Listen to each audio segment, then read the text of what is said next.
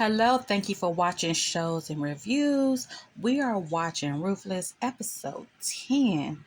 Okay, y'all, let's get into this episode. So, per usual, they're going to show this scene of somebody in the punishment trailer, okay?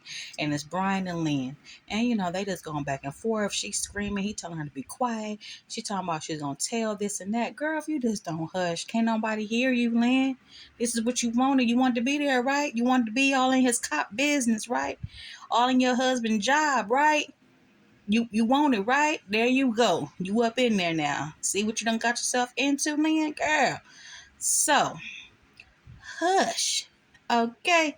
So they in there going back and forth, blah, blah, blah. They just talking, arguing, and stuff like that. Here come nasty old Daikon. Okay, Daikon trying to get some information out of Lynn or whatever. And then he did the trifling thing. He made Lynn do a performance on him. We're going to say performance to keep it pure, keep it, um holding on his channel, you know what I'm saying, or whatnot. So I can't say what he made her do, but she did a performance on him in front of her husband. Okay, the triflingness of it all. Okay, and Daikon,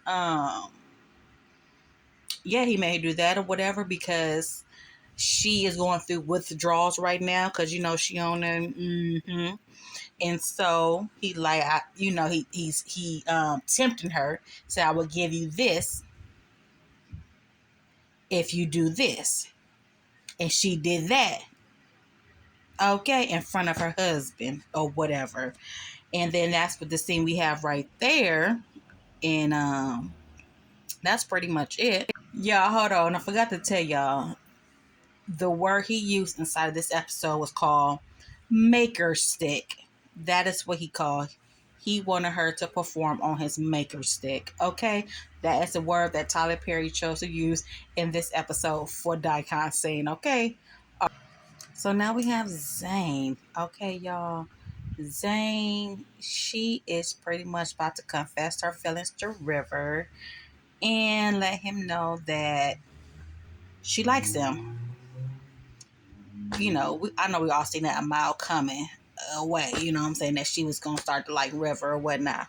But side note, besides that, because, wait, hold on, let me say this first. River's going to decline that offer. He's not interested in her in that way. He don't see her in that light. He see her as a friend. And, he was like, are you okay? She says she's okay. But side note, I bet you, well, I don't bet anybody, but I think my hypothesis, her character is going to become a villain. She about to become a villain. She going to become a baby Ruth, okay? And I'll tell y'all why once we continue on in this scene. But I think she about to become a villain. And she probably gonna flip and trade on all them. And I don't know, who knows? Because she have a soft, sweet character. But she may just become something else or whatever. So now we have in this scene, we have Ruth talking to Zane. Because pretty much Ruth didn't want to talk to Zane. She left that in Riverhand, but River set it up where he was like, oh, Ruth want to talk to you, blah, blah, blah. So Ruth was stuck to have to talk to Zane. So pretty much she told Zane, like, hey, Zane, if you want Manon to leave you alone, you have to get pretty much in power. You have to get in control. You have to, I don't really like what was shared during this scene, but this is a cult. So their view and language and conversation is going to be different than you really tell somebody in real life. But pretty much she was letting her know that she needs to, what word I want to use, she just need to be courageous and take whatever man is bringing to her. But she needs to be able to use that power and flip it for her advantage or whatnot. That's pretty much what Ruth is telling her. When he put you in this and that position, blah, blah, blah, you need to do something where you flip that thing around and you are in control or whatever. Because Ruth said men are stupid in that camp or whatever. So pretty much she's saying the woman could rule him. So Zane is like, she don't want to. She don't want to be touched by him. She don't want any of those things. She don't want to be abused by him no more. So that's what Zane was saying. And Ruth like, Ruth, she's straight to the point. Girl, just do what I say or whatever. And so we gonna go on to the next scene. We have Andrew trying to help out Malcolm. or whatever. He told him he'd be back, blah, blah, blah. Malcolm screaming again, still telling him to get out, that he want to get out, whatever, blah, blah, blah. And he want Andrew to help him. And Andrew like, no, I can't do that. Just give me a few more minutes. A few more time. You know what I'm saying? I guess Andrew got a plan. We shall see, y'all. We shall see. Ruth, she's right there. She saw what's going on. She's like, who in the cooler? Somebody's in the cooler. So they going back and forth, dragging this scene out to take up some time in this scene or whatever. Going back and forth. Tell me who's in the cooler. No. Well, what? And he's like, well, I don't. And he wanted to ask Ruth, like, so tell me who want to leave. She's like, no. Well, who in the cooler? I can't tell you that. Well, who want to leave? Nobody want to leave this paradise. So they're going back and forth with that. Okay. And that was pretty much a scene between Andrew and Ruth. Okay. Nothing happened. She didn't tell him nothing. She didn't tell him anything. And he didn't tell her anything about who was in the cooler. But you would think Ruth would have went to the cooler and lifted the cooler and looked for herself when Andrew walked away. But it didn't show. She didn't do that. Okay. Now in this scene, we got Marva up in the trailer messing with Joan, trying to get that money. She really want that pregnancy test. Okay. She want to get to the store as soon as possible, asking for the money. So pretty much she banged on Joan, and she was like, give me the money. Joan gave her the money.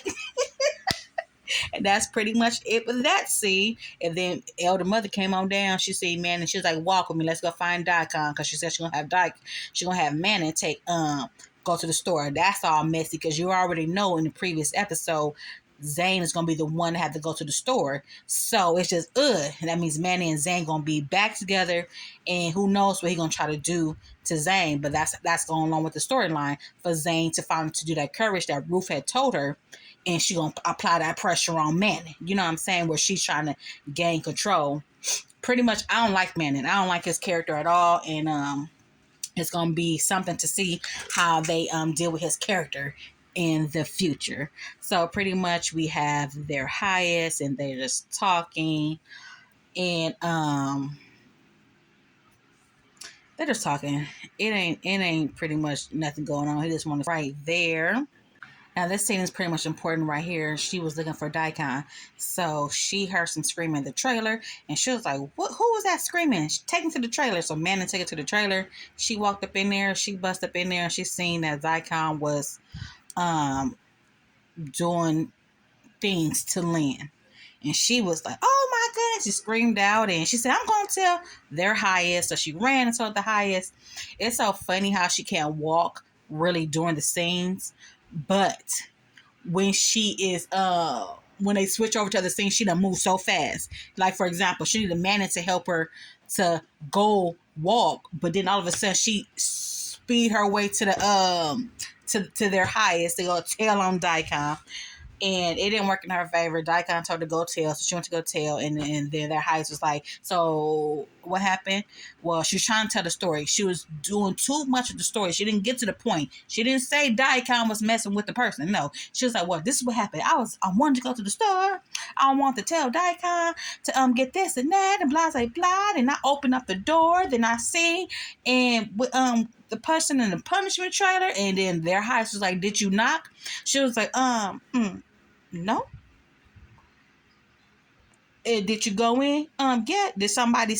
Was you sent to go in there? She was like, no. And he's like, okay, come here, boy. Told Manning to put her in the trailer too. So now she done punched the trailer for going up in there. She was supposed to, or whatever. And now we got Daikon and their highest talking and blah blah blah. You know how Andrew is is the one that's in a camp, as part of the FBI and stuff like that, blah, blah, blah. So he wanted to, see Malcolm be sent to him, and that's it. And now we have Oliver, Lacey. I'm laughing at Marva, because Marva, her scenes are so funny. She loves to growl. She's like, rah, she loves to do that. So she growling at them. She telling, Marva thinks she the business. She thinks she is all that. She thinks she's better than them because they try to run away, and pretty much that they saying that, well, look at you in the trailer. They're gonna do the same thing to you. She's like, oh no, the highest just mad at me right now. She's the difference between me and y'all that the highest gonna get rid of them, but he gonna still show her type of love. She's still gonna be okay. So pretty much that's that scene. That's it. And this is the end of the episode, y'all. The highest is talking. Their highest is talking. Stuttering Stanley. I call him the highest low key. Look, oh no. Even though I'm doing this review, I still want to be known that this is their highest and this is a show. Okay, I don't want to get myself caught up saying no highest. Okay. Oh Lord.